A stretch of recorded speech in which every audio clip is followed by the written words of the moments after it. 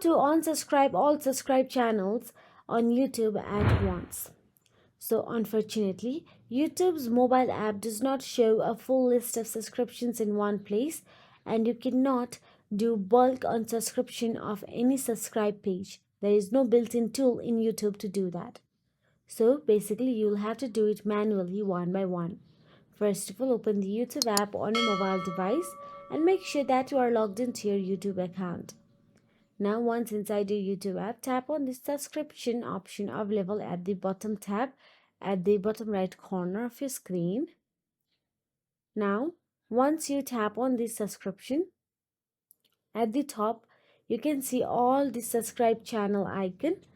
You can simply tap on the channel icon of any creator you have subscribed for, and then tap on the bell icon available, then tap on the unsubscribe option available there.